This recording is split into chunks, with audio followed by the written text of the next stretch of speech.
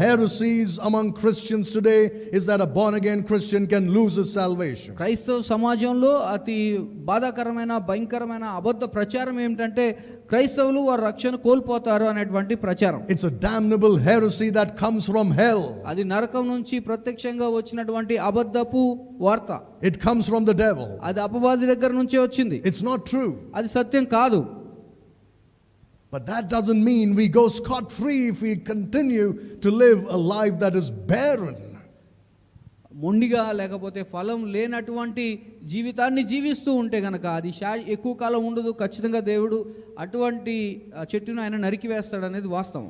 And the cutting down of the tree certainly is a reference to cutting short of your physical life on earth. దీని అర్థం ఏమిటంటే రక్షణ పొందినటువంటి వ్యక్తి ఈ విధంగా ఆ చెట్టును నరికివేయడం అంటే అతడు రక్షణ కోల్పోతాడని కాదు, కానీ భౌతికంగా తన ఈ లోకంలో జీవించేటువంటి ఆయుష్కాలం అనేది అది తగ్గించి వేయబడుతుంది. Did you know that God can do that? మీకు తెలుసా దేవుడు ఆ పని చేయగలడని? The Bible clearly talks about it. దేవుని వాక్యం స్పష్టంగా ఆ విషయం గురించి చెప్తుంది. That God can cut short a life of a Christian or a person. ఒక తిరిగి జన్మించినటువంటి క్రైస్తవుడు లేదా ఒక వ్యక్తి యొక్క జీవిత ఆయుష్ కాలాన్ని దేవుడు తగ్గించి వేస్తాడు. So that a man does not live out the time that was originally appointed for him. ఎందుకంటే అతని కొరకు ఇవ్వబడినటువంటి ఆ ఆయుష్ కాలం ఎంత ఉందో అంతకాలం అతడు జీవించకుండానే దేవుడు ఆ ఆయుష్ కాలాన్ని తగ్గించి వేస్తున్నాడు. Remember in 1 Corinthians 11 Paul talks about partaking in the Lord's table unworthily.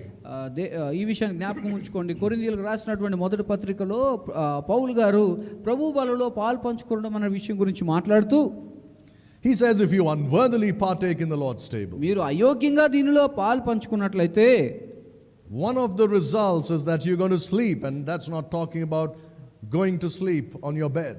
అయోగ్యంగా పాలు పంచుకోవడం వల్ల వచ్చేటటువంటి శిక్షల్లో ఒకటేంటంటే మీలో కొందరు నిద్రిస్తున్నారు అన్న మాట చెప్పాడు. నిద్రించడం అంటే వెళ్ళి మన పడక మీద నిద్రపోవడం కాదు. It's to die. అది మరణించడం. So God says to this person, దేవుడు ఈ వ్యక్తితో చెప్తూ ఉన్నాడు, cut the tree down. ఆ చెట్టుని నరికివేయమని. But the dresser of the vineyard says, give it 3 more years, O Lord. అక్కడ ఉన్నటువంటి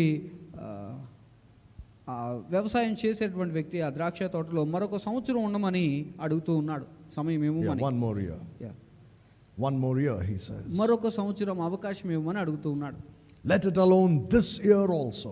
ఈ సంవత్సరము కూడా దీన్ని ఉండనిమ్ము అని అడుగుతున్నాడు. That tells you how concerned God is about you bearing fruit. నీవు ఫలాలు